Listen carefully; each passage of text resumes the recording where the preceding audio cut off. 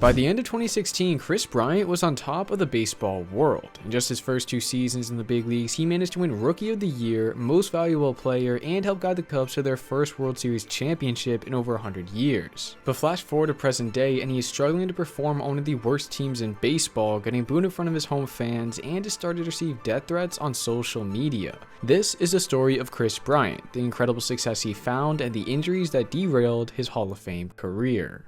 Kris Bryant was born and raised in Las Vegas, Nevada, playing baseball at Bonanza High School, and during this time he received national attention, batting .418 with 47 home runs during his 4 varsity seasons. Good enough for the Toronto Blue Jays to take him in the 18th round of the 2010 draft, but he decided to play college ball at the University of San Diego, where he only raised his profile. As a freshman, he hit 9 homers and knocked in 36 runs in just 53 games, to go along with a .366 average and over 1,000 OPS, helping him become a freshman All-American. And as a sophomore, he continued to find success with similar numbers. It wasn't until his 3rd year before he truly broke out. As a junior, he hit a home run average of every other game with 31 in 62, and he did so with an OPS hovering above 1,300. But let's take a look back at his home runs, because his 31 figure became the most in college baseball after they scaled back the metal bats they were allowed to use. But projections were made stating he would have hit over 50 with the old bats. The all-time college record is only 48. Because of this, he shot his name into top 5 pick territory, and after the Astros selected Mark Appel first overall, the Cubs, who most assumed were taking a pitcher,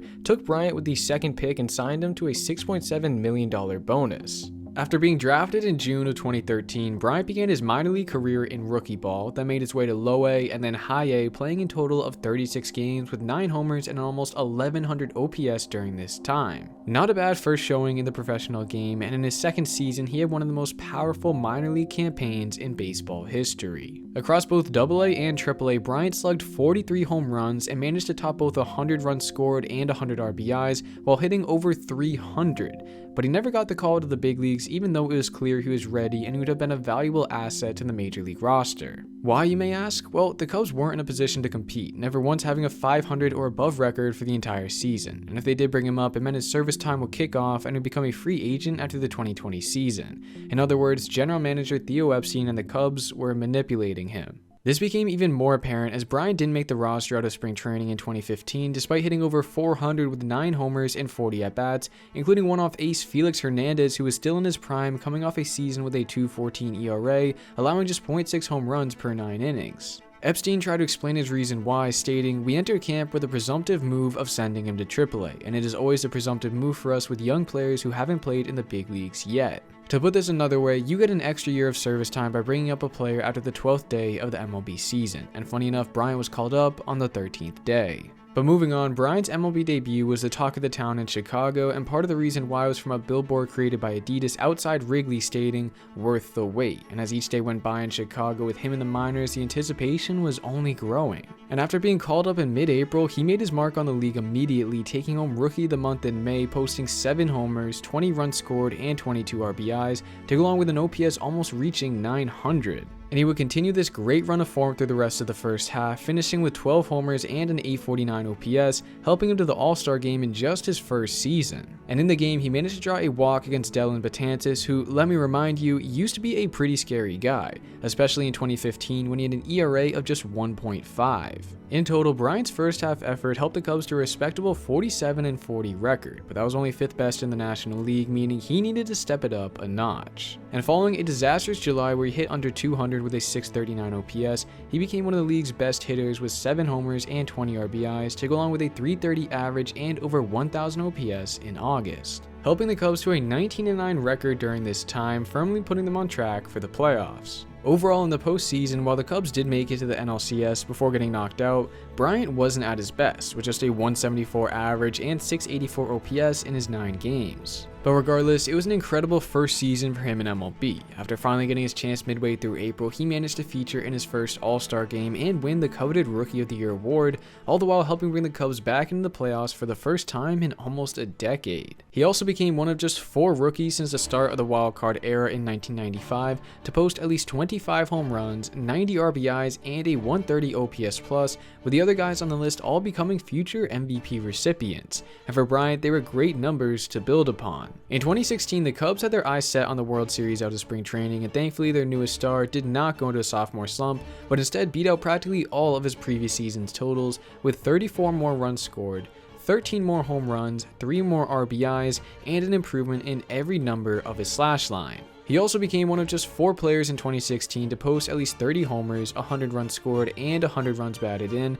joining exclusive company in Nolan Arenado, Robinson Cano, and Mookie Betts. All in all, his efforts helped the Cubs take home the best record in the National League at 103 wins, 58 losses, and 1 tie, 8.5 games up over the second-place finishers, the Washington Nationals. And in the playoffs, Bryant continued his stellar run of form. In Game 4 of the NLDS against the San Francisco Giants, Bryant was hitless entering his 9th inning at bat against Derek Law, a reliever who in 2016 had just a 2.13 ERA in 62 appearances. It was no easy matchup for Bryant, and at this point down by 3 runs, the series looked destined for a winner-take-all Game 5. But on the 4th pitch of the at-bat, he laced a single into left field. He was then followed up by Anthony Rizzo, who worked a walk on 6 pitches, setting up Ben Zobrist, Wilson Contreras, and the rest of the Cubs lineup. In the top of the 9th, they erased the 3% win probability they were given at the start of the inning, and after a scoreless bottom half by Aroldis Chapman, the Cubs punched their ticket to the championship series to face the mighty Los Angeles Dodgers. In 2016, the Dodgers won their 4th consecutive division crown, achieving this from 2 of the best rookies in the game.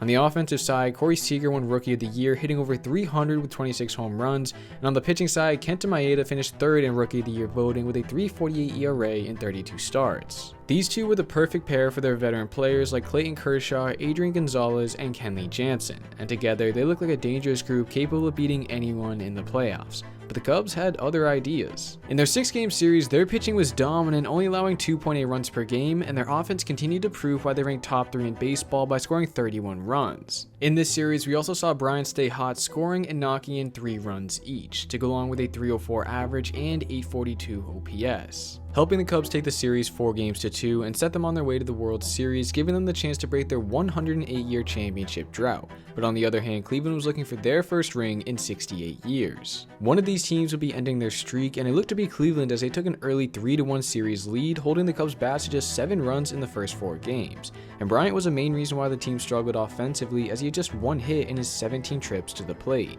It was obvious the key for the Cubs to get back into the series was by getting their star third baseman back on track. But sometimes these things happen. The World Series is the biggest stage in the world, and oftentimes where great players crumble. However, in Game 5, he came alive, managing to hit the game-tying home run off Trevor Bauer in the bottom of the 5th inning, helping the Cubs come back and take the game by a narrow scoreline of 3-2. Then in Game 6, he once again tapped into his power, hitting a solo home run off Josh Tomlin for the game's opening run, helping the Cubs win comfortably 9-3 and set the stage for Game 7 in Cleveland. And somehow, the game was able to live up to expectations with multiple lead changes, multiple clutch home runs, a rain delay, extra innings, and in the end, who else but Kris Bryant was able to put the icing on the cake, retiring Michael Martinez for the final out of the game. It was truly a storybook first 3 years in the Cubs organization for Bryant. In year 1, he set the minor leagues on fire with his impressive power display across AA and AAA. In his 2nd season, he took home Rookie of the Year, finding himself already around the game's top players in terms of his power output. And in year 3, he stepped it up another notch, improving in all of his previous season's totals en route to winning the Hank Aaron and MVP award, as well as the most desirable piece of silverware in all of baseball. And entering just his age 25 season in 2017, there was great reason to believe he was only going to get better. But from 2017 to 2019, he only received MVP votes once, finishing 7th in 2017. And that's not to say he wasn't effective. During this time, he ranked 17th in all of baseball in OPS Plus at 133.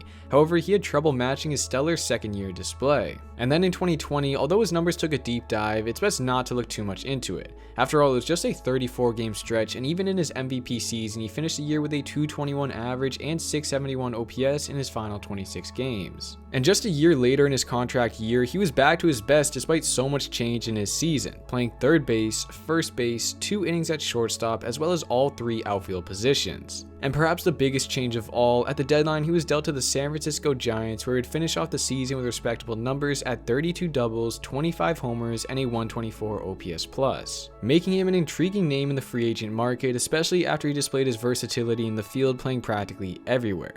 And because of this, the Colorado Rockies, who just finished the 2021 season with a 74-88 record, inked Bryant to a massive 8-year, $172 million contract. This deal was a great reward for Bryant, who had worked his way to becoming one of the game's best third basemen. And for the Rockies, this signing was in a way a promise to the fans that better days were on the way. But unfortunately for both sides, the first 3 years of this contract have been as far away from ideal as possible. In his first season in his new threads, Bryant performed well when he was on the field, hitting over 300 and had a solid OPS plus of 128 that went in line with his career norm. But the key word here is when, because a back injury kept him out from April 29th to May 20th, then again just a few days later from May 23rd till June 27th. And to cap things off, plantar fasciitis kept him out for the final 59 games of the season. This was a major problem for Bryant because it wasn't an impact injury which would eventually heal. It was arthritis in his back as well as plantar fasciitis that worsened as he played. But he took this setback as fuel to get better and took his head start on the offseason to recover and return in 2023 with the monster season most were anticipating when he signed in the hitter-friendly atmosphere in Colorado. And following a healthy spring, he looked to put his underwhelming 2022 season behind him, but his plantar fasciitis acted up once again, keeping him out the majority of June. And to make matters worse, he missed a month and a half of action due to a broken left index finger in his at-bat versus Johnny Cueto in mid-July. In the end, Bryant played a total of just 80 games, but unlike the previous year where he posted great numbers in his limited playing time, 2023 was the worst season of his career. He hit .233 with a .680 OPS and hit a homer on average of every 33.5 plate appearances. For reference, when he's at his best, he typically hits one on every 18 appearances like in 2016. And because of his offensive woes, Bryant posted the worst WAR mark of his career at -1. Once again, injuries were the main contributor towards his career worst year, and his mega contract didn't make it easy for him in the offseason as he continued to get berated with comments from the media and fans regarding his poor performances. He even mentioned how he was receiving death threats. But he kept moving, didn't let the haters get to him, and continued with the same mindset that working hard would get himself out of this rut. After all, he was still the same guy who accepted the 2016 MVP award while working out at a batting cage.